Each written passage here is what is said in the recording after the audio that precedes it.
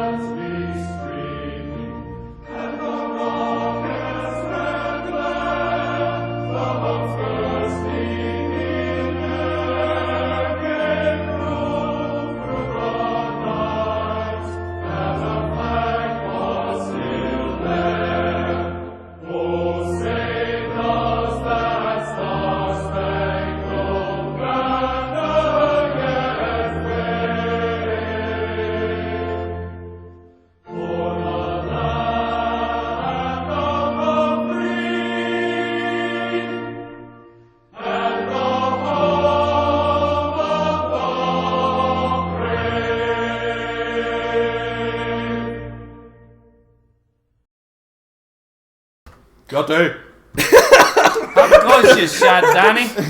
got the headshot, buddy. We return. Oh, then. Good evening, everybody. I am joined by IT and Warspirit today. We seem to be in a good mood tonight. That put me in a better mood for sure. Imagine that, someone joins the show, first thing they hear, their native tongue. So, today we'll start in prayer. Lord, thank you for bringing us all here together. Thank you for blessing us every day as we continue to walk in your steps, Lord. Thank you for everything you continue to do for us. Lord, I pray for the family of Sasha Kraus this evening, bearing the bad news that they have found a body. I pray for comfort, and I pray for understanding, and what's that word? Well, whatever they need, Lord, just have it be done. Have that just peace be upon the family, Lord, and Sasha Kraus be in your arms, and let the family know that. Lord, thank you for protecting us and protecting the people of San Juan County, Lord. Thank you for everything you do. Amen. Amen. Okay, everybody. So we were starting off, pretty much the main thing we were going to start bringing up today was, well, actually, let's wait on that. Coronavirus has pretty much fallen off the wagon. Pretty much. Good, standard thing. Another big scare that everyone was worried about, fading into dirt. And that's kind of the message. It got a little scary. We'll be honest, that was a little freaky. And I hope that it really is dying out. As for what I can tell, everyone's fine. Yep. Nobody in America has died. We're good. So, obviously, wasn't as bad as I was anticipating, but at least we didn't go on here saying, panic, freak out, everyone's going to die. And that's just the thing, John. I mean, like I've told you in the past with it before and stuff, we were careful and watched it, but I've seen too much of this crap, even as, I'm not an old guy, but I've seen Y2K and I saw all this different stuff. And every time, people are like, oh, dear Lord, it's the end of the world. We're going to have zombies running around, And it's like, it doesn't happen. So I kind of become jaded. I'm like, just kind of sitting there. Yeah, no, I understand that. Yeah.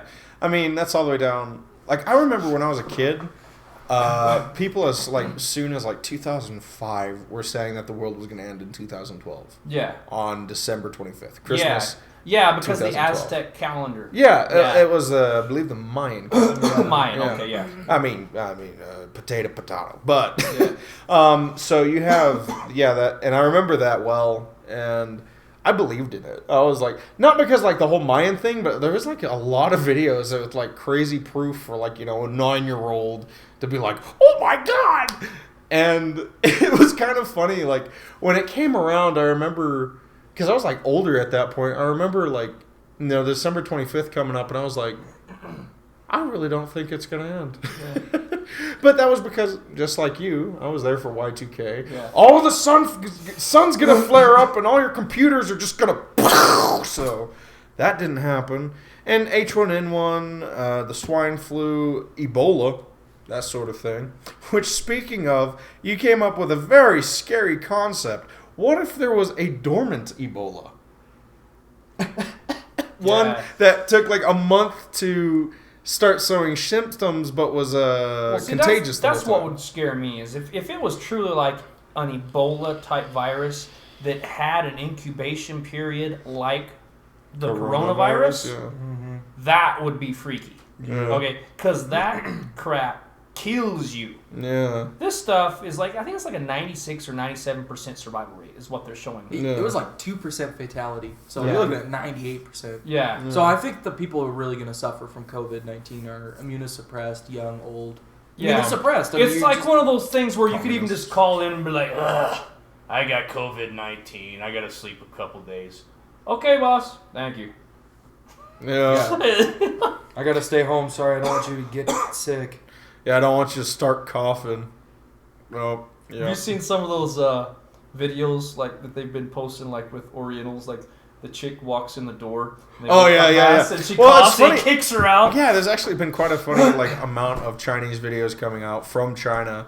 Of like, there was... comedy ones. Yeah, comedy. They're really funny. And it was like, a woman walks in and she like coughs just once. So the guy like karate kicks her out, throws her bags out, starts spraying like Lysol everywhere on his face, on his clothes, in the doorway.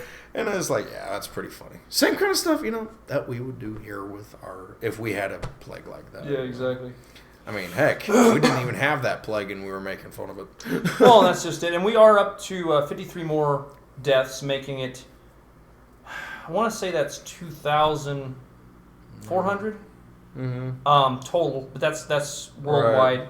Again, over 90% of those deaths are in China. Right. We still have not had a death on U.S. soil yet. Which makes me wonder, I wonder if they're stopping the quarantine. I don't know. You haven't heard anything about that. I wonder how many people have actually passed away in their homes. Not because the virus is worse or anything, but because, the government just doesn't give a shit. That's the problem, and that's the reason why the death toll is so high over in China, is because of government-run health care. Like somebody else, John, wants for this country. Because government-run health care, it would be the best thing you could have.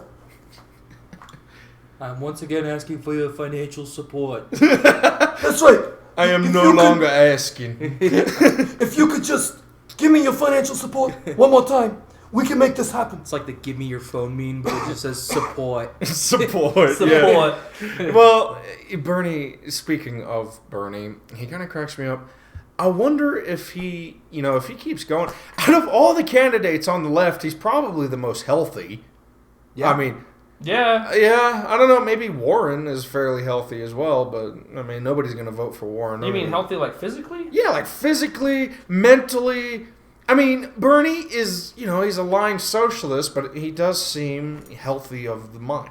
Yeah, well, I mean... Like, he's not up there, my hairy legs and the cockroaches. Have I told you about corn pop? If you're just talking about, like, healthy, I mean, other than taking it in the keister, Buttigieg is... a young guy. Yeah. So that's true. That's true. But and then Amy, what is her name? Amy. The only other woman other than Pocahontas. I forget her name. She's in good health. Man, I'll tell you. How many Republican candidates are lined up? There is. Let me think. There's. I don't really hear about them much in the news. There's the mayor. What's his name? Don't look at me. Freaking Mike Bloomberg. Okay, yeah, I've heard of Bloomberg. There is Crazy Bernie. There's Joe. Mm-hmm. There's Hairy Leg Joe. There's Amy. I forget her name. I think it starts with like a sh. Yeah, I want to say Schumer, but it's not Amy Schumer. Yeah, That's no. the comedian that talks about getting banged by black guys all the Yeah, no, that's time. Insert laugh button. right. Laugh soundboard. Yeah, she's pretty much just as weird as her. But Yeah. then there's Pete Gay, Kiss My Husband, Buttigieg. Oh yeah. Take that, Trump. Yeah. yeah, straight up, Yeah. just on his campaign ad, looks over. Is it his husband? I don't know if he's. His boyfriend? I don't know. It's his husband. Is that his husband? That's his husband. He turns over, kisses him. Take that, Trump. And then there's Pocahontas. And then there's one other guy, and I can't even remember his name because like he's on there, but he doesn't really ever talk, and like he's kind of irrelevant. I forget his name. He just he's like from exists. Wisconsin or something. Yeah. And you don't even, like he's this little old guy that I don't even know who the heck he is. So there's seven total candidates, and he doesn't have a snowball's chance in hell Dude, isn't of it even funny? making it to Super Tuesday. Yeah, isn't it funny though? Like, just even like we're finding it hard to like. You have a few that you can remember, like Elizabeth Warren, Bernie Sanders, Mike Bloomberg, and Pee Butt. Yeah, But the thing is, with that Pete Butt Plug. I'm sorry, Buttigieg. booty jidge, but I call him Pete Butt Plug. yeah, I still like his initials the most though, just straight pee butt. But it's like kind of funny because you got those, but even then, like the momentum is just not really there. Yeah. Like there is no doubt in my mind. There's no No. winner in No. that. I mean, Trump will wipe the floor with any of them in a debate. That's what It's I'm get- sitting there, I look yeah. forward to seeing this because it's going to happen. Mm-hmm. Whoever the judge is. By the way, guys, so if you don't know, and I'm going to mention this because they always talk about this stuff on talk radio. And back when I was a young adult, they talk about like caucuses and Super Tuesday and all this, but they always expected you to understand this. Like Rush Limbaugh would talk about it. Well, I don't know what that is. Explain it to me. So Super Tuesday. Well, actually, let me real quick. It's more like boring Tuesday. Let me explain real quick what a caucus is. So when you, I know it sounds funny, huh? So when you're trying to pick your candidate, whatever it's like the Democrats are, they're picking the contender that's going to go up against the incumbent. The incumbent being Trump. Yep. You have a caucus of all of the states, and so you, as a Democrat, you go and you vote for your guy. So rather that be the socialist. Or Pocahontas or whoever, you vote for whoever you want. And each state has a number of points, just like the presidential actual deal is going to have, Yeah. So each one has a number of points, and whoever wins that state gets that state. And you got to get so many points to be the contender. And right now, just so you know, Crazy Bernie is just that far ahead. I'm just doing my fingers real close together. The Joe. Bernie and Joe are neck and neck. Okay. So it's probably going to be one that's of those probably two. like the boomers versus the millennials. Pretty much, Right, which is yeah. hilarious, like, because Bernie's just as old as Joe, if not older. Right, And but that's who the millennials want. Yeah, well, his policies are, well, they're openly Marxist. Which if you look at, if you look Yeah. at millennials, they're always pushing. Well, they're literally just Which quoting we're going to be Lenin. getting to some sound bites, or at least mentioning them of what Or Joe was talking. Joe about, and Bernie said. Really? That's going to be a good one. But anyways, so all these caucuses is you got to get so many points, and you're gonna be the guy. So next week is something what they call Super Tuesday. Super Tuesday is when you have a record amount of caucuses in different states going on at the same time, and that usually happens once that happens, you know who the guy's going to be. Like when we had our caucus and everything, the Republicans, by Super Tuesday, everybody knew Trump was going to be the nominee. Right. After that, Cruz had dropped out, went ahead and dropped out and supported Trump because he knew he didn't have enough people to votes to get it. Speed, Yeah. And so after this, we're probably going to see it's probably either going to be Biden or Joe. Joe or Bernie. Right. One of those two, probably, unless something crazy happens, like one of them has a heart attack and dies. I don't know. Knowing the Democrat Party, I'd be very surprised to see Bernie because they really screwed him over. Yeah. Like, I think he probably would have went ahead of Hillary. That's what's crazy. Even with Joe, and we're going to be talking about that here in a minute, even with him showing signs of dementia, that's what the establishment Democrats, that's who they want. Right. They want Joe Biden. Right. Well, isn't it interesting? Like, these people who are absolutely off their rocker in places of office. Like, example, Senator McCain. Yeah. That guy had a freaking brain tumor. Hello! You know, he's making... he's in the office of making, you know, nation-altering decisions. And he's got, like, Terminal 7. Yeah. He's talking to Princess Peach in the Mushroom Kingdom. Yeah. Dude is gone. Homeboy's doing... Yeah, he's and Joe Biden over here, like I joked about, if you asked him his name, he'd probably say Legion. Oh yeah, he's got some issues, bro. He's drinking so much adrenochrome he can't remember his damn name. Which brings us to one of the things he said during the debate. So during the debate, it was in South Carolina. It was on Wednesday.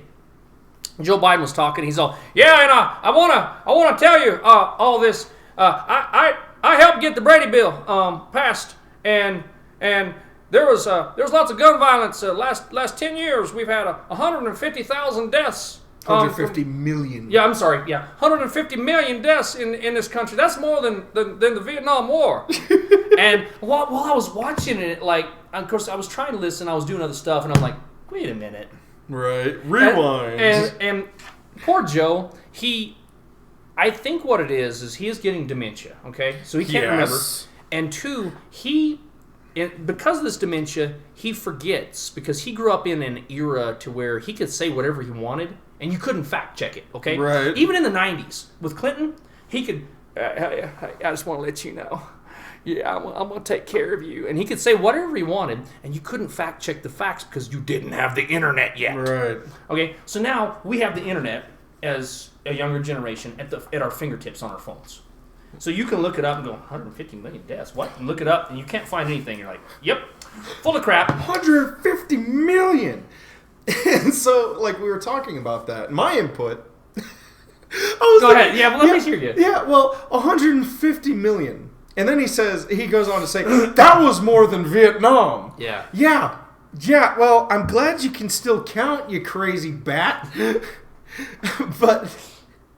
Yeah, I think you're absolutely right. Is that he might not remember that the internet exists? I think he is. Yeah, I think. Yeah, because to give him credit, and I don't exactly know the whole quote, but he said gun violence has resulted in 150 million deaths in the last 10 years. Pretty much, yeah. And he was kind of aiming it to say in America alone. Right. Right, which is completely bogus. Right. Just immediately you know, the numbers do not line up for that. And maybe in the world, including all the wars put together in the last 10 years, and even then, you're still kind of pushing it. Well, but he he mentions that's excluding any wars or anything. You're kidding. Yeah, he does say that. Okay, so he's trying to say that does not include any actual scrimmages or military actions or wars. Okay, he's talking about just straight up like. Yo, fool! I'm gonna bust a cap in your butt. Yeah, that kind of stuff. Thugs and stuff killing each other. 150 million? 150 million. That's a fucking... Oh, man, I cussed. Genocide. That's a genocide. Pretty much, yeah. That is half of the populace of the United States. There's no way.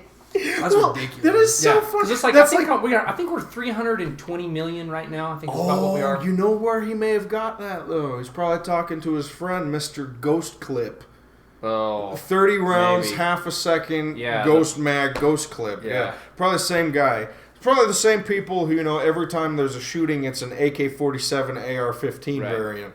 So going back to old Joe here, you guys heard it from us when we talked about, I got hairy legs that turn blonde in the sun. Well, I got curious a couple nights ago because I was reading on something and I heard something about corn pop. And I'm like, what is this? So I look it up. It's from that speech. It turns out that speech, Joe Biden, he was being commemorated and awarded this like deal where he worked at this pool when he was a teenager back in the 50s, and he was the only white lifeguard at this pool. And it was in like a black neighborhood, and so they call it like the Joe Biden Memorial Pool now. Okay. Oh my God. And so he was there to christen it, or whatever you call, that's Right. And that's the reason why he's turned blonde in the sun. That's why he was talking about the pool, to give a little bit of context on that. But At least there's something. But what happened before the hairy leg thing was even better than hairy legs. Yeah, what was that? Okay, so he was talking about being the only white lifeguard there, and he said he wanted to do it to learn about the black culture. So I went in there and I talked to these guys, and we'd sit around, and they'd ask me questions about my life, and I'd ask them questions about theirs. There was this one guy. He was a gang member. He was a bad dude. His name was Corn Pop. Corn Pop was a bad dude, and he had this crew that he run with. And Corn Pop got on the high dive, and back then they had the palm all in the hair, and you had to wear the hairnet. And I said, no, you get down from there. This And is factual, by the way. This is factual. I'm pretty good at speeches, and when I hear something, I can repeat it back pretty close. Yeah. And he says no, and I said, then you're out of here. I'm kicking you out. So that Corn Pop and his crew, they go out. Well, I know back then they carried straight razors, and you'd bang them on the curbs, get them all nasty, and throw them in the rain barrel so they get rusty. So I knew they was going to try to cut me. So I went to the only other guy. He was the He went to Mr. Miyagi? he went to he freezes up on this part. The mechanic of all the pools. He's the only other white guy there. And I said, what am I going to do? He said, well, come here. So he takes me down, and then he locks up again, and he like stares like into space. And then he starts back up. Takes me down to where the filters are. And there was that chain that went across the pool? Well, he takes me down, he cuts 6 foot of that chain off. And he gives it to me and says, tell them if you cut me, I'm going to wrap this chain around your head. So I did. This guy really went on about this. He did. His full story. Good Lord. And what was this speech about? Was it like something like, what the hell was he there for? Was it a campaign? No, this was before the campaign. Yeah. He was being commemorated for this pool because he was a lifeguard there back in the 50s. And this black neighborhood just adored him to where he got this commemorative deal. And he was making this speech. He got a commemorative deal because he beat the hell out of Corn Pop with a chain? Well, okay, so he didn't... He didn't end up using it. He didn't end up using it. And then he's all... And by the way, I talked to Corn Pop, and I told him... Because he called him something. So he called him this, and I forget the name. There was this, like, female Olympic swimmer or something. So when he was up on the high dive, he told him... Betty something. Hey, Betty something. Whatever it was. He was the Olympic swimmer. Get down from there. So he said, so I'm sorry for calling you Betty, but I'm not sorry for kicking you out. And after that, me and Corn Pop shook hands, and we was all right. And they knew that, and I was all right, and they were all right. Coming this summer, the story of Biden versus Corn Pop. He talked to him and said, on a hot summer day, sorry for calling you Betty, but I'm not sorry for kicking you out. Dun, dun, dun, dun, dun. Well, that's that. That's so, anticlimactic. There was this guy who caused some trouble, so I kicked him out. And then I talked to him, and we were good. Pretty much. It took 15 minutes to say this. Oh my goodness! And I remember he had that poor bored girl right next to him. Yeah. He probably had some back pain, so I don't know if he bent down to sniff her curly Velcro hair, but I just like poor thing was terrified. She was just sitting there, and he like pulled her closer. I got hairy legs. Yeah, she's like that poor girl. I mean, bless her. That poor thing. I wouldn't want. Oh my goodness, I wouldn't. No, that's. I wouldn't let him near any of my daughters. Oh hell no, I wouldn't let him near my house. I wouldn't let him. I don't want to let him near I my wouldn't let cousin. him near me. No kidding. I wouldn't touch him with your dick. He'd be like, hey, John. Yeah, so Warspirit just walked up and sniffed my hair with both his hands on my shoulders. Yeah. Probably smelled like grease and rot right now, but I actually didn't really sniff. You 'cause I smelled thought of that. like I'm oxygen. he smelled like oxygen. Shh. Oh, I thought you said you smell like autism.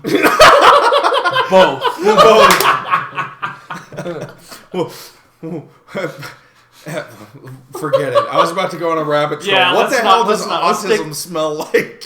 I don't want to know. That's why I was like, that's why I was had a blank look on my face because I swear I thought IT said smells like autism. I'm like, That's funny. Well, you probably wouldn't be too far off the mark. I say some pretty stupid shit. On this show. So anyways, going back to the debate again. I know we kind of went off on a rabbit trail with Joe because that speech wasn't from the debate, but I had to mention it because I think he's losing it. I really think he's getting dementia. Already the hairy legs thing was kind of weird, but like I think now, he's like getting even dementia. with the context, it's like that's even worse. Yeah. And either like, yeah, maybe those are actual memories and stuff, but like at any As rate, vivid as it was, I think there was a corn pop. I seriously think there was a dude, corn pop. I wonder if there's like an old dude like in like his apartment, like on like oxygen or whatever, just chilling there, and he's like sitting there and he's watching the shows, and Joe Biden comes on, and he's like, huh. He's talking about me. I never thought about that, John. I'm going to do some research this week, and I'm legitimately, if I can contact Corn Pop, I swear to you, I'm going to do it. Coming this May. Because if he's just a regular dude. Warspirit and the Hunt for Corn Pop. Biden versus Corn Pop sequel. They all bring their walkers out. They're like, Yeah, you open the door and it's just a rusty blade. I saw. They'll cut you up, Warspirit. I saw that there was a meme of that. You remember the old video of the two really old guys like in the nursing home, like just beating the crap out of each other, and one of them falls down.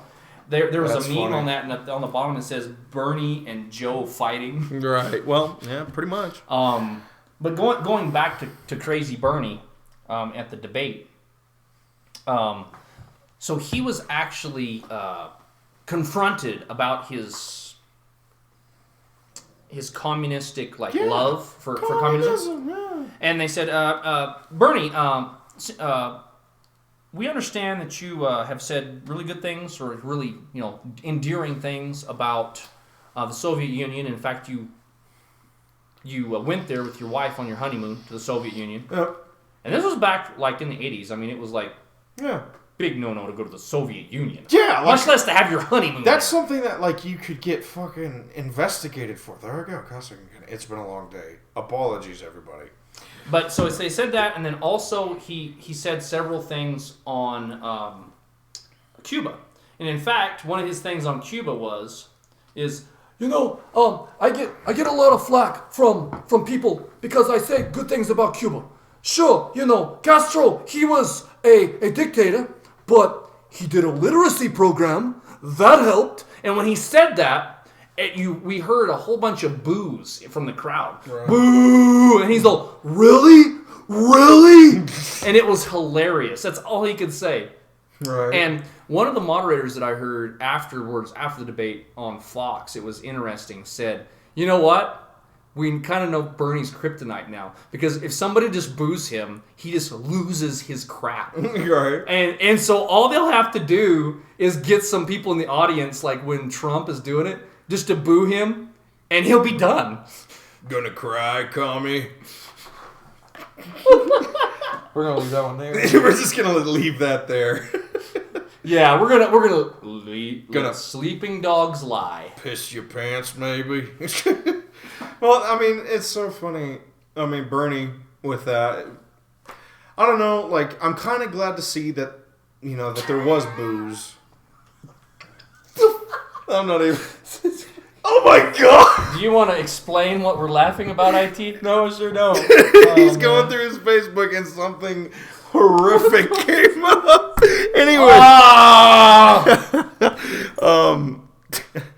Yeah, so it's interesting to hear booze from the left. I mean, it's good. I'm looking at that. When someone openly says they're a socialist in this country, they should be booed. Right. I mean, because being a Democrat, that's one thing.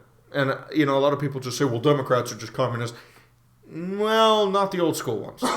The millennial ones, that's why Bernie is rising in the ranks, is because millennials are like, well, obviously we have flaws in the system, so the best thing to do is just completely mess everything up. You know what, though? A lot of Democrats, even the ones that are towards the center, like, for example, you know who Tulsi Gabbard is, right?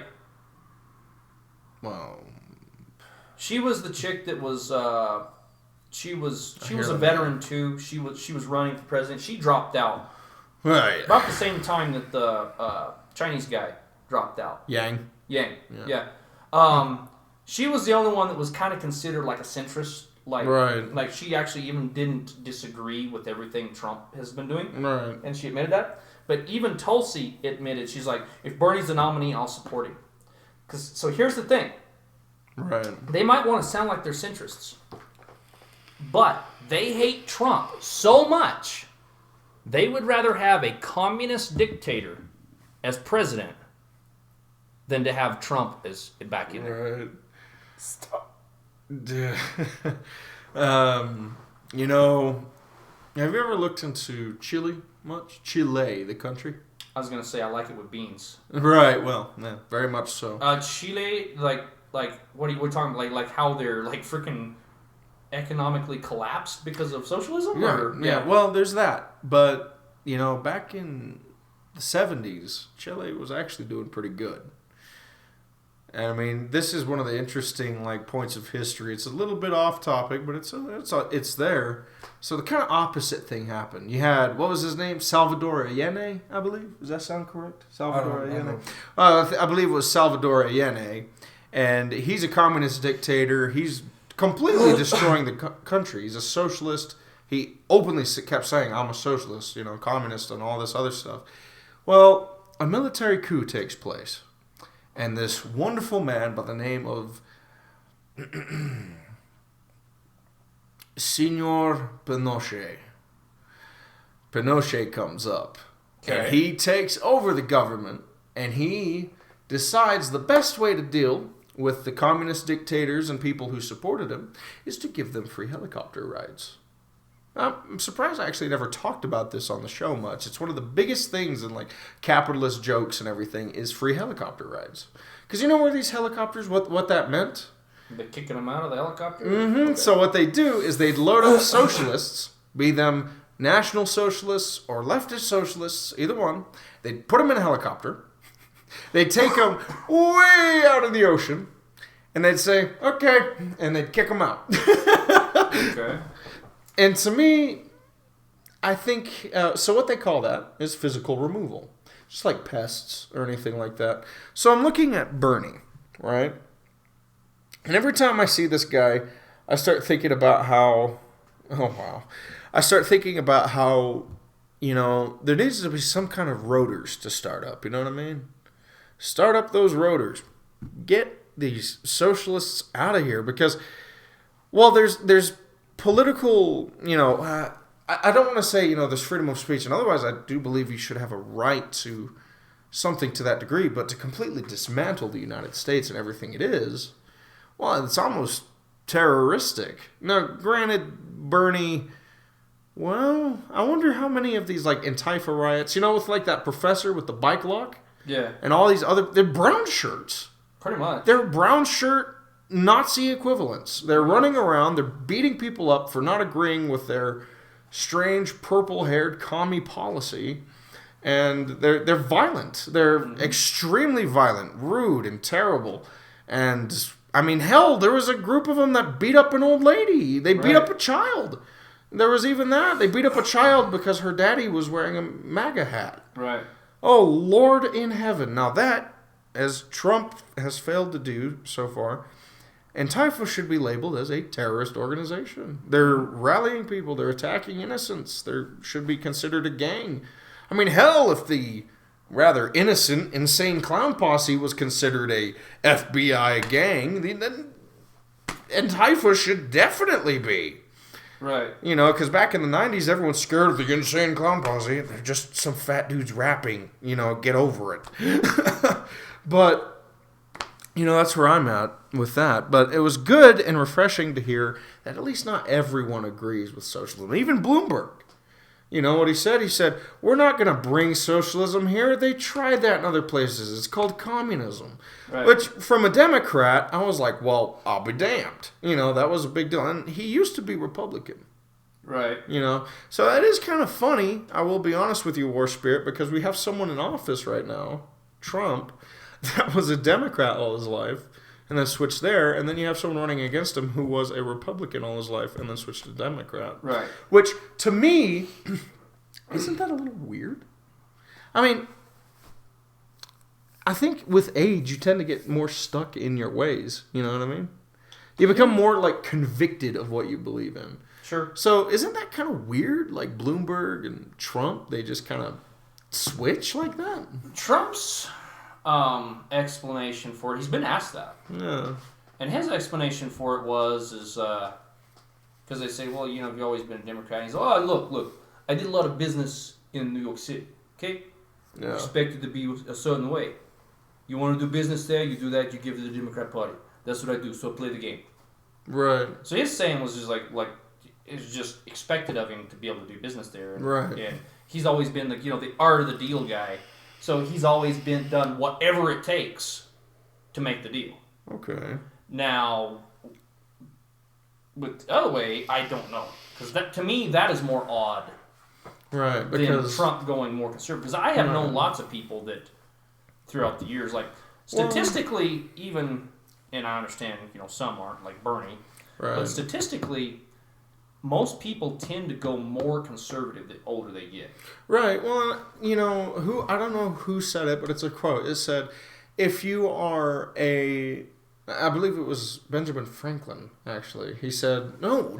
Benjamin, no. It was someone else. But he said, if you are a liberal at the age of 20, he said if you are still a liberal at the age of 20, then you don't have a brain. But if you weren't a liberal at the age of 15, you don't have a heart. Yeah. And I was like, that's interesting. It was something like that. Actually Ronald Reagan. Yeah. I think he was just quoting someone from back in the day, but it was like, well, that's a very interesting quote. Yeah. So, you know, that's where, you know, the whole concept of like libertarianism comes in, because we can't, as people, one at a time, save the world. Right. You know, like, there should be cries for justice and everything, but there should also be kind of like an understanding of like, well, we've got our own problems. Yeah. And we don't want to deal with others. And socialism is an affront to that. Right. Because it's like, well, everyone's problem now is everyone's problem. Yeah. And for the life of me, I can't understand why anyone, at least on the individual scale, would want that. Except, of course, you know, I understand that most socialists, they're probably in like some kind of student debt and something like that. That's where I think a lot of it is like they've messed up their lives so bad that they're like, well, I need the whole country to help me. But here's the thing.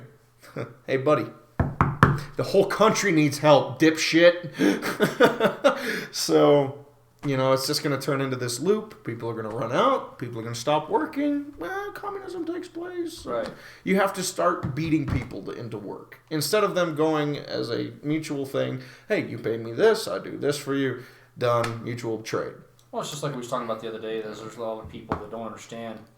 You're not going to be able to sit at home and write your poetry if it's a communist deal. Right. Listen, Gulag Guard is already taken. the social justice censorship position is going to be taken. In fact, it's not even going to exist. They're not going to have safe spaces anymore. They're not going to have safe spaces anymore because, comrade, trust me, there is no reason to have safe space when you are in safest land on earth.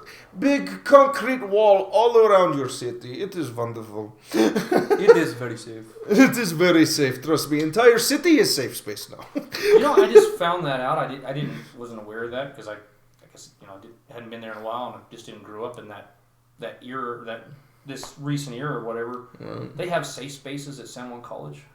I have them in every college. That's crazy. Mm-hmm. I'm going to put a picture of Trump smiling in there. Just tape it. Dryer. Are we going to dry this?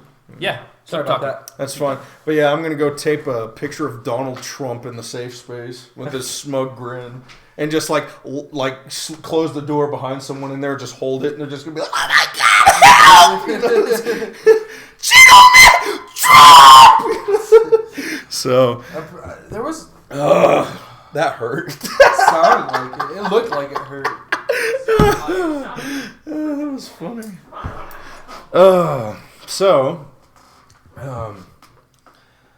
What were you saying, mate? I don't know. Democratic debate. We already covered that. Pretty much covered that and that sort of Buttigieg. thing.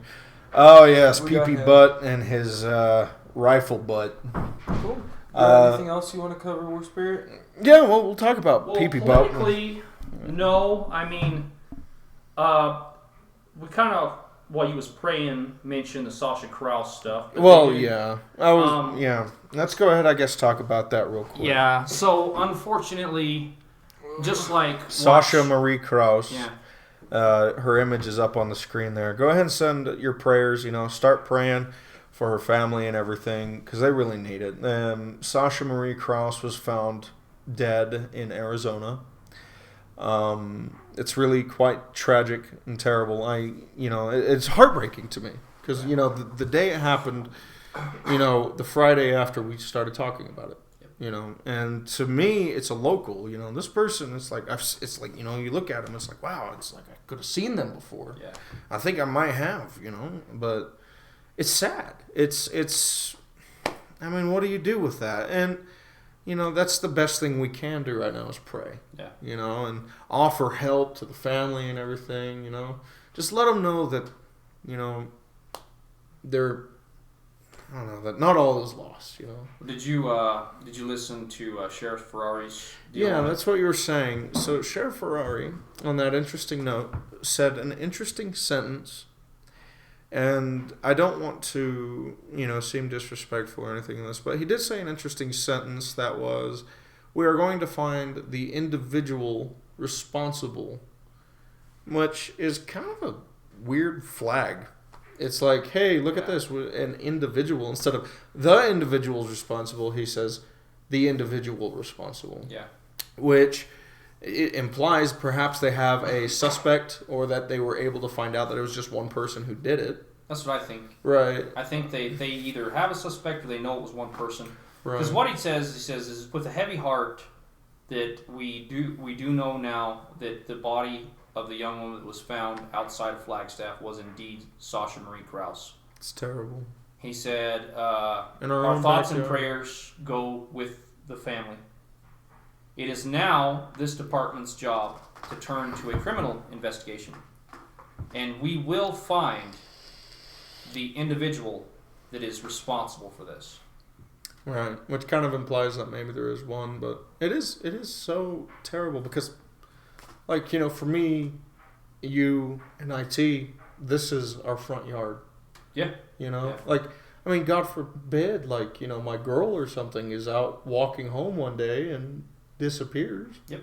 So it's frightening, and, what a terrible place. And that's everywhere. Our crime rate, I'm sure, is low compared to, New York, but our trafficking rate in just this area alone is ridiculously high. Right.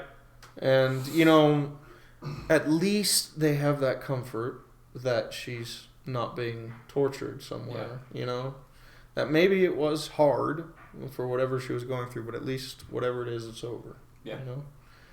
But the whole concept of like kidnapping and everything is scary. Like I could, we're only, a few miles out from where this happened. Right. And I drive here. right by that community every day. And IT, like, he off and on lives by that right there. You know what I mean? Right across, like, the street almost, So it's like, it's crazy because it's right there. And to me, like, I was thinking that had to be one of, like, the safest places around. Like, who the heck is going to break in and steal a Mennonite? Like, what the hell, man? Like, that's so weird. Like, most people, you see, like, these perverts and stuff, they go to a park and, like, snatch a kid up, you know what I mean? Or they go to a public area or... Well, the Mennonite answer, John, to that is, and unfortunately, so... Predators prey on what they think is weak. Right. And they look at Mennonites as like, because they're anti-war. They know that a Mennonite ain't gonna be packing. Right. Heat. Sadly. So they're going to prey upon them, and unfortunately, we live in a world where if you look weak, right, predators are going to prey on you. Exactly. Well, and that's, be you a Christian or be you anything else, that's a fact of whatever. Right. It's just a fact. And, she's fallen victim to predators. So what you need to do is cut you a length 6 foot of chain and tell them, if you cut me, I'm going to wrap this around your head. That's a terrible joke at this time. Freaking hilarious, but... I'm sorry, that was wrong. Well, anyways, God bless you, family of Sasha, and I hope that peace comes swiftly. Yeah. She's in the Lord's arms. She's waiting for y'all. Maybe, I'll stop by and talk to her when I get there. Praise God. Yeah. Praise God. So, what did we want to do after this? So, John, I'm going to set you in a imaginary world real fast. Okay. You are in a World War II era, or maybe even a little bit later, but an opportunity to fight the good fight. And the enemy is at your door. Mm-hmm.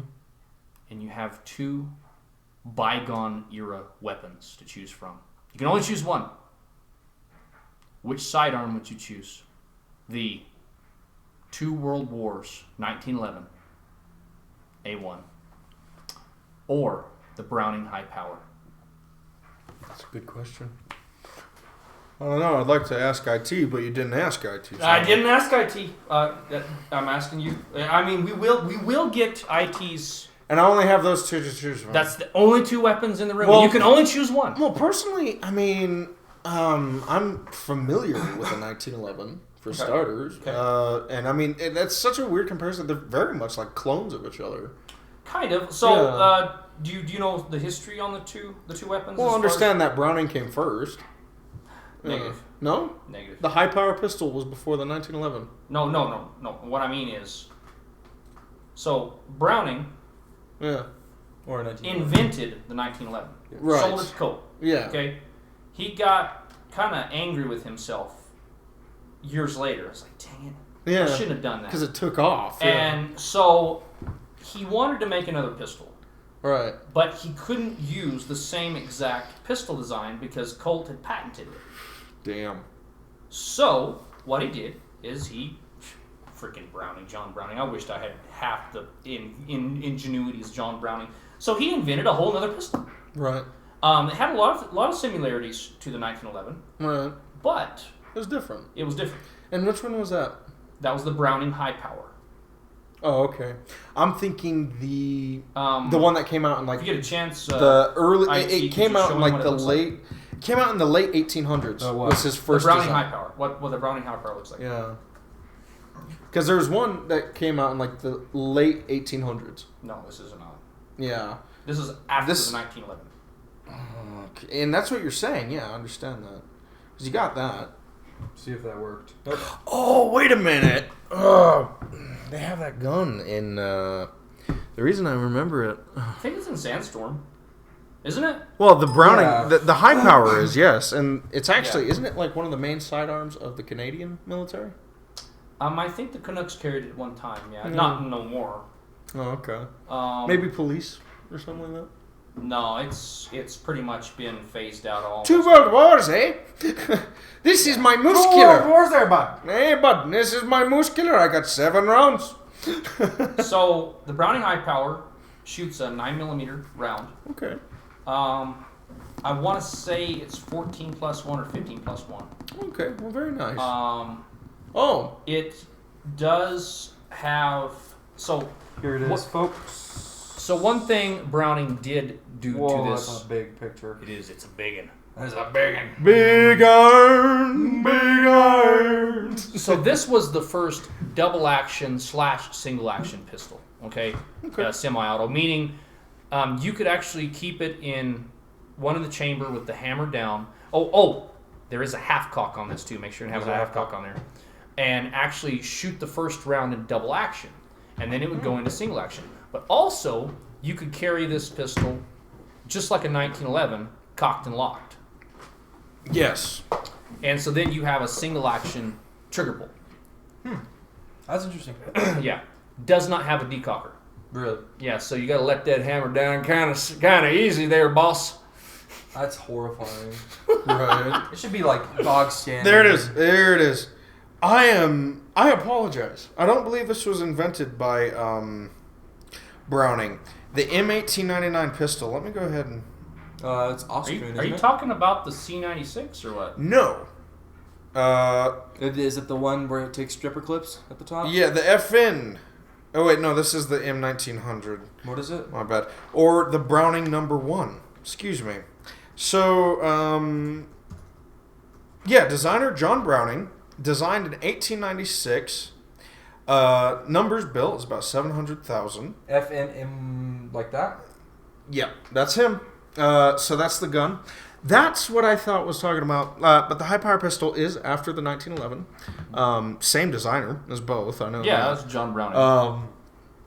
But this is the precursor to that even the one didn't 1911. really take off. I don't think too good, did it? Well, it didn't, but without it, the 1911 wouldn't exist. Right. This right here was made in 1899. It's the M1900. Well, not the M1900. Well, actually, yes. It officially came out in 1900, but it was like designed in 1896. Yeah. So eventually come out, and it's a funny looking pistol. Like, to actually think that the cowboys, if they were rich enough, could have rolled with that in Right. like the dying days. 1899. Here's my Browning, which a Browning versus a revolver would be pretty cool showdown. Yeah. Game changer. Yeah. So that's really cool. I mean, even the invention of the revolver itself. Right. I was watching this documentary, and they said that the revolver was invented to keep slaves in check. What No. the hell? Yeah, no. It Yeah, was invented maybe to keep cattle in check. Colt invented the first revolver. Yep. And so Colt was a Navy man. Yep. He spent most of his years in his youth on ship, and he actually come up with the idea for the Colt revolver, looking at the helm, the wheel on a ship, and he was like, it'd be really cool if I could take that cylinder shape Mm-hmm. and put bullets in it, and I'll just rotate it to the next to the barrel. Right. And that's how he come up with the idea. Right. Yeah. Which is probably, perhaps he came up with the idea from the, fairly ancient puckle gun. Probably. I mean, that was probably part of the idea, which is kind of funny that it didn't come around sooner. Yeah. Because the puckle gun was around, 1700s. Yeah. It's been around a long time. Right. And a lot of different militaries, once the British and everybody, Dutch and everything started selling things, hey, here's a puckle gun. You turn this, and you go... So, that sort of thing. But the revolver is neat. Even the first... Goodness, you think reloading a pistol these days might be rough, folks. Imagine having to do that barrel thing and like shove it in the cylinder and And everybody's make sure you single. put enough grease or wax at the end of the cylinder, because if they all go off, you're gonna ride the lightning. Right. But anyways, so going back to you haven't really. So you go with the 1911.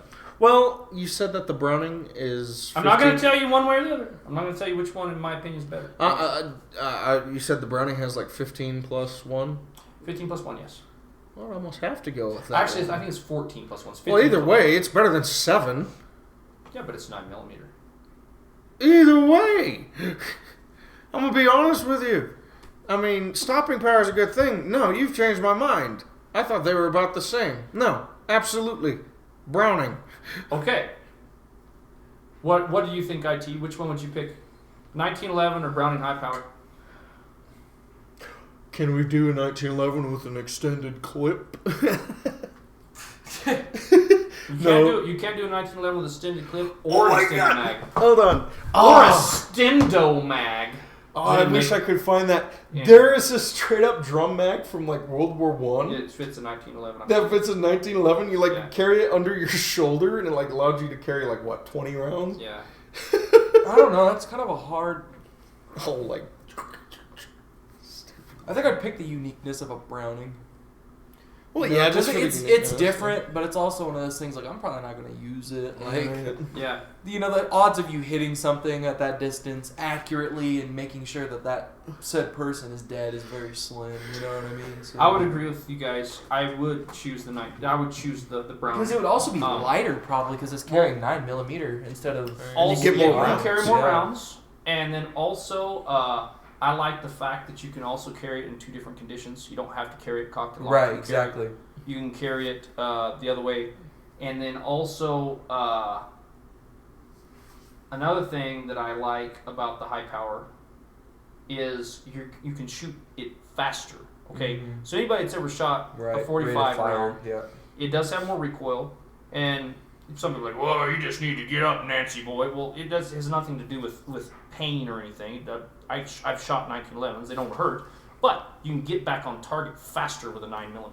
Right. Yep. That's the reason why departments and militaries world around have gone with the 9mm. Right. Well, think about it this way.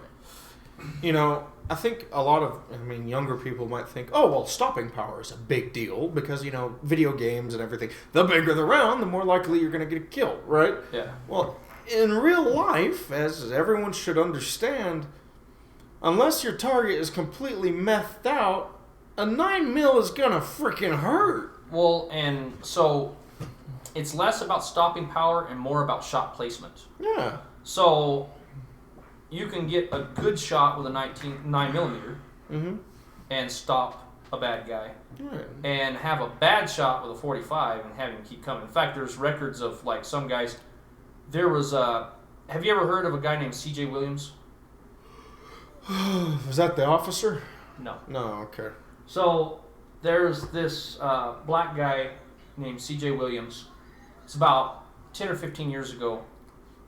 I guess it was close to 10 years ago that actually went up to the XTO, the old XTO office, and like attacked this girl and like slung her around like a rag doll. When the officer got there, he shot him like 3 times with a 45. One of them was in his eye. Dude survived. That is insane. So what you have to understand with all handguns, doesn't matter the round, they're handguns. They're all underpowered. Okay. Right. In fact, 96% of all victims of handgun shooting, meaning whether they be bad guys or good guys, doesn't matter. Right. 96% of people actually survive a handgun shooting, That's funny. and so they're all underpowered. In fact, there's several instructors that actually say, you know what your handgun's good for? Fighting your way to your rifle. Yeah, that makes sense. I've heard that. Yeah. Yeah. So yeah, I agree with you guys. I would definitely pick the high power. Well, that's why over the 1911. that's why we picked the Glock over the 1911. That's just communal thing. Not to badmouth 1911, fantastic design for a 45 ACP pistol. Sure. So yes, power, but handguns are handguns, and well, in a combat scenario, especially in the modern field, you're gonna want more than 7 rounds. Did you know that CZ has made a copy of the Browning High Power? No, I did not know that. CZ has made it. What is the nomenclature on that? Probably the CZ. I can't remember. So I think it's a CZ 7 or something like that. So question for you on that: Mm. If you have the choice of a Browning High Power or the CZ clone, which one would you pick? Well, I never really looked into the clone. Like, do you know something about it? I do. You do know something about it? Tell you something about the CZ. It does have a higher round count. Mm. It carries 16 or 17 rounds. Okay. But here's the problem. It's got a thicker grip. Okay. I would still stick with the Browning High Power for concealability if I was going to conceal it. Well, and the Browning, I mean, it's American. The Browning High Power actually for a 15 round semi-auto, Yeah. it's only like the grip's like really thin. It's actually really easy to conceal a Browning High Power. Yeah. Like to this day, like if I had a chance, they're crazy expensive. It still looks like a clean pistol. It's a even to sexy looking pistol. today's. I would rock a standards, Browning High Power to Yeah. this day. Uh-huh. Yeah. It's a Well, clean looking. Yeah, absolutely. Piece of You know, machinery. Absolutely. Yeah. Wow, Yeah, wow, no you kidding. don't completely know. But yeah, no, definitely the Browning, if for that reason, and like even for then, it's it's an American one. It's not a copy. The CZ, I'm sure, is good in its own right. I mean, it's CZ a is great never, pistol. CZ's never really messed up, but. Well, even then, I think a thicker handle, well, that makes you heavier. But round count is Well, and a I big asked deal. people too about like the size of handles, and that's the reason why on my Glock I have shaved it down to be smaller. Uh-huh. I always ask people, is it easier for somebody to jerk a brick out of your hand or a broomstick?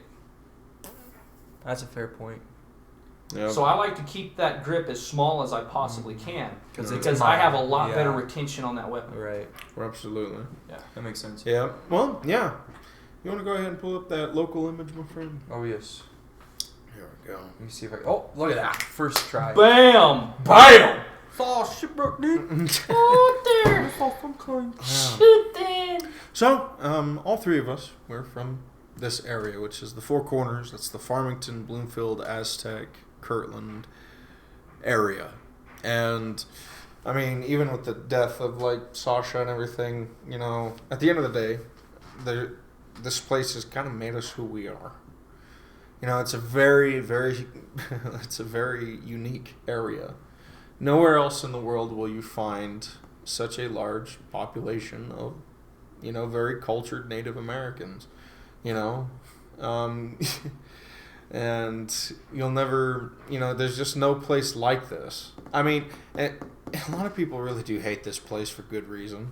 Like the market kind of sucks. There's not really much to do. It's a boring place. There's a lot of meth, a lot of alcohol. But it's not as bad as, say, Los Angeles or Detroit or anything like that. If anything, just because it's rural. But it is unique. People always ask us when we go places, what's that accent? Farmingtonian, I guess.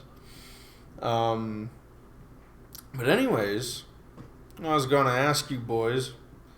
I'll start out with, you, Warspirit. It's like,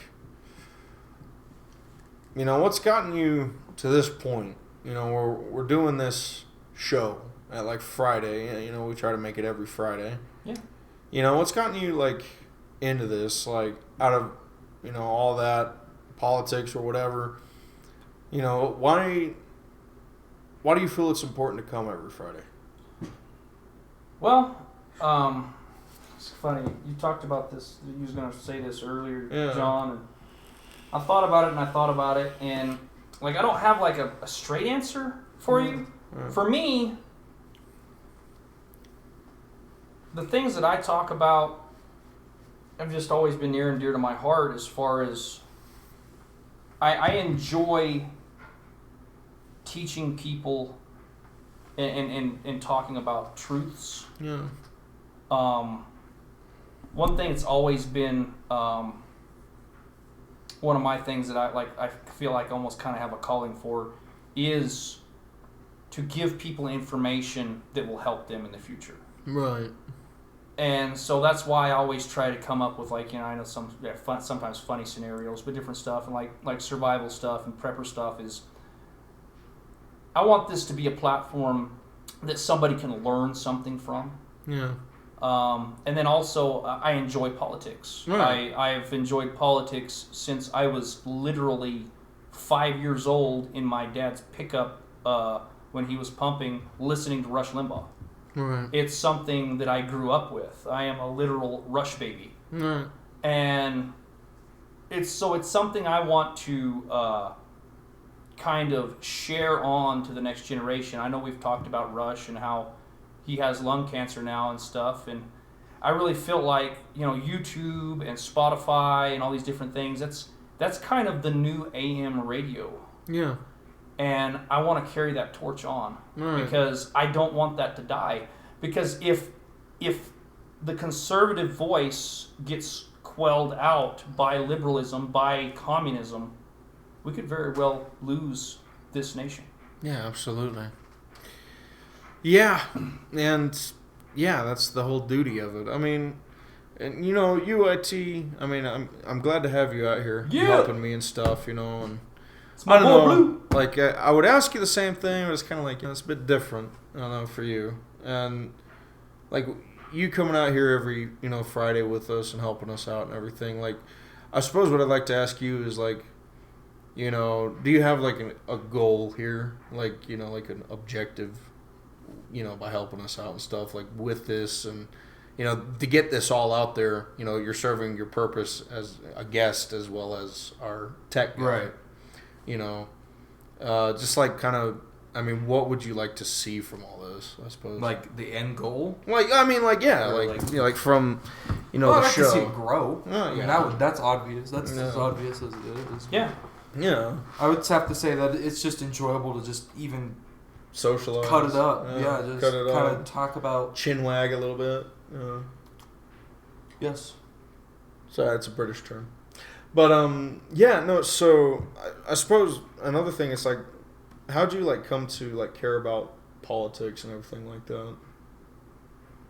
That's a good question, actually. Yeah, like what, like where would you be like without like getting involved like in government and everything else, like starting to understand it and That is all a that. really good question. I don't really think.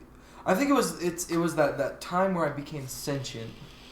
That awakenness when your brain starts to wake up. It doesn't Yeah. worry about toy Right. soldiers and going home and playing video games or staying up all night and complaining about having a curfew. You actually start thinking outside of yourself. I think it was that at that point I was like, oh yeah, let's do that. I went through my little rebellious phase where anarcho-capitalism all the way. Let's overthrow everything. Let's dissolve the norm and all that. And then, some of the more radical liberal ideas that I had at that time. And then it was just kind of evolved from there. But I don't really know like what got me into it. But well, I know we like just speaking on that, we kind of evolved together Right. on that because I remember like when I met you, I was studying the idea of anarcho-capitalism. I was And like, this is sick. yeah, like, Yeah. and to me it was cool too. And Well, it was also one of those things too. It was kind of like a hipster thing. yeah, That was what was cool about it. Is like when you said it to somebody, they're like, "What's that?" You know what I Yeah. mean? So like you got to talk to them about it and stuff like that. It was just one Right. of those things. It was new. It still is new. I mean, people don't. yeah, it's underground. It's a little movement of anarchy But- meets capitalism. Once you start getting older and even more sentient, you start to realize that might not work out. Yeah, you're kind of like, well, anarchy's kind of stupid. Yeah. Well, and it's also one of those things too. Is it's like, how are we going to get there? Is the Right. question. Right. Like this little, little group of, barely 2,000 people holding together, on a really good day. How the hell are they going to get an entire government system, let alone Right. an entire nation to follow an idea like that? Right. And that's You what know they I mean? spoke about. Like their common idea was like, well, we'll just buy our own plot of land and that'll be our anarcho-capistan, you know, Right. where we have recreational nukes for the kid running across our front lawn, you know. Yeah. And, you know, that is a joke and everything, but, yeah, you know, it's a very interesting way of thinking. And that's how even, you know, I evolved, because I started out, well, you know, you guys know my story. I started out kind of like studying leftism and everything else like that, because I saw that, well, there's flaws in the world, so obviously what is demonized must fix it, right? Foolish. But, you know, that's kind of what I wanted to bring into it, like tonight. Like, I wanted to bring in a kind of a personal touch. Right. And I think, you know, looking back on it, I think the thing that I was looking for was a way to express, like, no, that's not what I'm looking for, actually, for words. I think it was cool because it allowed for freedom of ideas. It was me projecting what I want it to be, and things like that. I think that's what really got me into it, is that this is the ultimate way, because at the end of the day, this is a system that everybody is evidently going to follow. That's how politics work. Right. You know? It's a group of people. I agree with your idea. You know what I mean? And I think it was that idea. It was around that time where belongingness really mattered. You know what I mean? And I think finding that, and it was like, I could belong but also be super, like, stupid independent. You know what I mean? That is awesome. And then that's what got me into it. It was like, this is underground. A lot of people don't hear about it. And it's cool because you get to argue, you know, and it's not argue as in like, oh, I hate you, you know what I mean, and things like that. It's like you get to actually learn from it. And I thought that was what was really cool, especially being such a young mind. It was really interesting to learn about things like that. You know, and that's absolutely cool. And, you know, I was really happy I ran into you and was able to, like, talk to you. And, I don't know, it was just fun times, you know, like good times of growing up. But, I mean, even if you were to ask me the same thing, like, I was thinking about it, that same question of, like, why I'm here, what the goal is, you know, my story in politics. And, you know, I've told my story in politics a few times. Like I said, I started off kind of just, you know, not knowing where the hell I belonged. You know, like, I was a weird, like, I thought, like, get this, you know, just because literally that was, I guess my basic way of thinking was like, well, obviously these people had the right idea and they were shut down by people who had the wrong idea, and that's why there's so many flaws. Yeah. So I was like this weird, like, Confederate communist. This mixed bag of man. Yeah, I was like this weird Confederate communist Rhodesian capitalist thing, this mutant, without understanding what any of that meant. Right. You know, I was just like, oh, yeah, cool. You know, obviously my government didn't agree with these people, so, you know, and this was during, like, Obama's reign is when I became sentient, you know, during, like, 12 years old and all that, you know. And I was like, well, obviously whatever is against Obama, and even then I didn't even realize why I didn't like Obama. I just know, well, he's a Democrat, and that's be about angry. It. Yeah, be angry. And that was about it. Because my folks, you know, I would listen to Rush, and, you know, being a kid, you don't understand what any of that means. You know, you don't have a clue. You're just like, well, what is that? And what is that? And eventually it got interesting because it's like that, yeah, that sense of belonging, I think, is a huge deal. It could be a dangerous deal because I think some people are so focused on the belonging aspect that they won't stop to think what's right. You know, and I think that's why things like abortion and stuff is still a thing. Yeah. I could understand it maybe in the Middle Ages, you know, but not today. With all the systems in place and the utilitarian needs that can be easily met by just not having abortions, you know, just all this other stuff. It's just, it's bizarre. But that's really kind of what got me going. I was like, what is this abortion thing? You know, and I started to look into it, and it kind of scared me because it was like, there's some actual evil. You know, it's not just like a disagreement or like, you know, good, you know, Republicans and Democrats don't get along. Because I kind of started off as a centrist too, because I was like, well, surely there's something maybe they could understand. This was when I started to think. I was like, well, maybe the Democrats have something to say, but that one thing kept coming up at the end of the day: abortion. Yeah. And that's, you see me talking about it. Well, that's kind of the highlight. That's the front line enemy to me. Because, you got gay marriage, you got all this other stuff. You got people putting safe rooms in colleges. You got Joe Biden talking about his hairy legs. You got Hillary Clinton killing Epstein and this child pedophilia ring. And while I would love to see this pedophilic shit show go up in flames, I think other than that, like, these are almost equivalent of, like, equal enemies to me, is that and Planned Parenthood. Because Planned Parenthood is, just outright killing children. And the elites in Hollywood and politicians in Washington are loving children a bit too much. You know what I mean? So it's a weird thing. But all of that was even abstract to me. Like this, that's just like the whole lizard people talk. You know what I mean? Everyone's a lizard. But as you grow, it's like, wow, that's actually going on. Yeah. And then you start to look at who supports evil. And who supports good, life-bearing things, and always, always, always, even when I didn't like it, and I didn't want that to be the case, because, well, it's always hip to be left. You'll notice that, the latest, greatest things, it's always the left pushing it, either for, control or, just whatever. It's always like, well, the latest thing, that's where you want to be, because if you're not with the times, then, well, obviously you're on the wrong side of history, which is funny to me because I have it strongly, I want this show and other stuff like that, either if it's just a small blip or whatever, I want someone to look back and say, hey, do you remember those guys?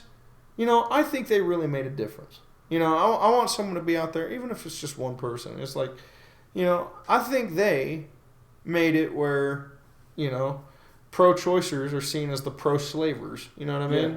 And that's how I see it, and I even posted that on my Facebook as a joke, but as a serious, like, criticism. Well, it's my plantation, my choice. Yeah. Which, if you look at that and you're like, well, that is a terrible thing to say. Well, then, if you're pro-choice, then, well, you're very much a hypocrite.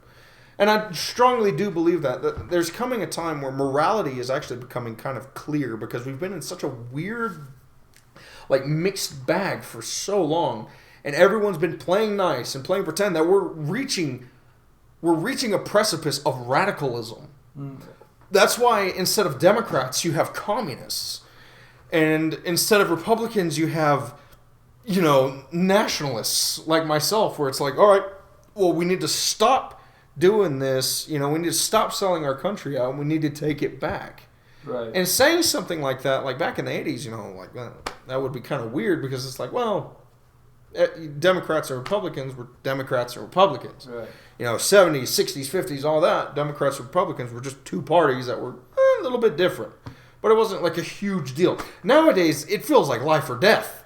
Right. Because we had straight up communists, like knocking on our door back in the day. We all had a common enemy, but nowadays, we don't know who's the enemy. Not all communists are bad. Not all Nazis are that bad. We don't know. It's so thrown in the air, and all these simple things that used to be simple are now a mystery. You're picking at holes and, like, you're making arguments. People are deceitful. There's been a lot of deceit going around, and they're making what should be a simple argument into this rabbit trail of hunting down arguments to fight that argument that they come up with. When in the end, it's like, no, I already won. That's wrong. Yeah, it's one of those things too. It's like, I think debate has spiraled into this gotcha moment where it's like, it's the concept of somebody walking away a victor. Right. And it's seen as war. It's battle tactics. They're making. They're trying. I mean, like, what was his name? There was a debate. It was a while ago. Ben Shapiro versus Bernie Sanders. No. What was his name? Bernie Sanders. No. Google it. That's like his name. No, it's his motto. Google it. All right. What is his name? Anyways.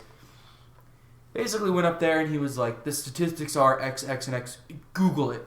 Right. Google it. You know what I mean? It was one of those things where, and it was making it. it was making it kind of hard for debate to happen, and it was one of those things like he was just grasping for gotcha moments, and that's what it's really spiraled into. A lot of people go into arguments thinking that way. I remember that. I can't What remember was who that his was. name? I can't even remember who it was, but I remember somebody saying that. Yeah, Google. What was his name? And I remember it ticking me off to no end. Yeah. Anywho, it's one of those ordeals where it's not a good type of argument. Instead of people you don't even have to find commonalities as much. Right. But I think at the end of the day, people are like, yeah, I won. We walk home victorious. We drink. We feast. And instead it should be a reflection of, I learned something new. I learned how somebody else thought. You know what I mean? I learned something, and that's one of the pitfalls of debate is it's war. Well, and that's the thing too. Like as I was saying, this radicalism, right? A lot of that could be, social media, because there's people who support Bernie Sanders openly that I would consider friends, and they talk with me and everything, and we're cool. You know what I mean? We're cool. They've seen the back of my truck. They've seen those political boards. I do not like socialism. Right. In fact, I despise it, like outright. But they're cool. They're cool, and we don't even really mention it because we know that it's not going to end well. It's not going to end well. Yeah. So we just don't mention it. But online, on Facebook, we're posting on our pages what we think and everything like that. And if someone there stands up against us, well, we're going to take it to the front. And while social media is partly to blame, well, like I was saying, this whole radical thing is a very real deal too, because you're going to find people with that victor moment, what they want to be the victor, is because, well, right now, everyone believes that the right is Nazis and that the left is commies. And while that is, partially kind of weird and everything, you have to understand, it's like this radicalism comes from the idea, well, if the communists win, they're going to kill me. Yeah. And they believe, fooled or whatever, that if the Nazis win, the right wing, anywhere right of center wins, then, well, they're going to kill everyone over here. Right. So what it's turned into is like people are trying to defend their ideas when really they should just look at it and be like, why not individualism then? Why not individualism? And that's where, we're at. Because it's like, if we embrace this individualism idea that, everyone is freaking different, instead of getting into this horde of like this belonging attitude of like, well, if they win, they're going to kill all of us. Well, the thing with that is, though, John, and I understand that's more of the libertarian way of thinking. But the thing is the other side has clearly stated, they want to take our ability to protect ourselves. Right, and absolutely, their end goal is to kill us. They want to kill us. Absolutely, and that's what's scary, because there's pretty much justification to this radicalism. It's not a fiction of our imagination. Right. It's truth. It's true, and both sides have their radicalism, and while the right side, I will be saying, this is the difference. The right side wants to be left alone. Correct. We just want to have our lives, we want to have our families, our homes, and we don't want it to be invaded by all this progressive BS. You know what I mean? That's our end goal. We want guns, hunting, just because it would be great if we could all gather in a circle in a field and sing Kumbaya. Right, yeah. But it ain't going to happen. It's not going to happen, and you're absolutely right. So this radicalism, as terrible as it is justified. Because, you have people who want to take away our rights that have been here since the founding of this nation, that has kept this nation free. Correct. Which is the Second Amendment and the First Amendment. Correct. And they are picking away at both. And the first thing they're going to pick away at is the Second Amendment. Because if you take that away, all other amendments follow with it. Correct. Without the right to protect all your amendments, you ain't going to have any. Correct. And that's been every society that has come with. In 1938 is when Hitler finally got firearms banned from the common people. Right. And after that, that's when he started all of his horrible, evil stuff. Exactly. Well, sorry, that was my shin bone. Yeah. And that's what's terrible. And so the radicalism, while it's justified, is kind of tragic because, well, I understand, like back when, you were a kid and like, my parents were kids. there was this common enemy. It was the Russians. It was the Correct. Russian Soviets. Correct. And it was communists worldwide. Cuba. We made you know? movies about it. Yeah, Cuba and You still need to watch Red Dawn. North Korea and that sort of thing. And these are our enemies. You know, Yeah. North Korea, China, Russia. You know, Correct. but the standard theme was there, communism. And in World War II, Nazism. You know Well, what I mean? that was the thing, even back in the 80s and even partially in the 90s. I mean, the Clintons is really what started changing that. Right. But even in the 90s, like, it was still more like Americans against the rest of the evil in the world. It was okay? like Americans versus terrorists. So now we're and- so divided, like, you got to worry about the terrorists and stuff, but you also got to worry about the extreme left slinging bike locks at you. Yeah, it's crazy. Yeah. You have to worry about these red flag laws, which are an opening for the left to have teeth. Correct. Which they're like, oh, well, this guy doesn't agree with me, so I'm just going to call the cops on him. They're going to shoot his, dog, his family, and Did you everything, hear what and take his guns. Sheriff Ferrari said about that, by the way? Yeah, he said, I don't work for you, Governor. I work for the people of San Juan County. Yeah, she said that all these sheriffs, if they're not going to enforce the law, they should resign. And so what he did is he took a screenshot of her picture and like the website that she said that on, and he put at the top, Miss Grisham, I do not work for you. I am elected by the people. Right. Have a nice day. And that's something as well. Let's make it very clear. If I could be the voice of this area for one moment, I don't know what you believe in as an entire community, San Juan County. You're a pretty mixed bag. But there is one thing you cannot afford to lose, and that's your rights. How would you like it if when you got pulled over, an officer could just open your door and go through your vehicle? Right. Not a warrant, nothing. Right. How would you like it if an officer could come into your home for any reason, at any hour, at any point? How would you like it if you're trying to do your powwow, if you're a Native American, or go to your religious organization, or whatever, if you're anything else? You're trying to do something that is traditional and part of your culture, and the government comes and says that is not allowed. We cannot have that. Right. It breeds some kind of, resistance kind of spirit, and only insurgents would practice it. And they told you, no, you're not allowed to do that. This sort of reality becomes real when you let go of your ability to protect yourself. Correct. And that's been a tale as old as time. If you want to conquer someone, take away their stuff. Take away their, and if taking away their weapons wasn't enough, you take away their food. Right. Because at the end of the day, you can't take away someone's fists, but, well, if you're fighting against someone with more than fists, you're going to want something more than fists. Yeah. So no matter what you believe in,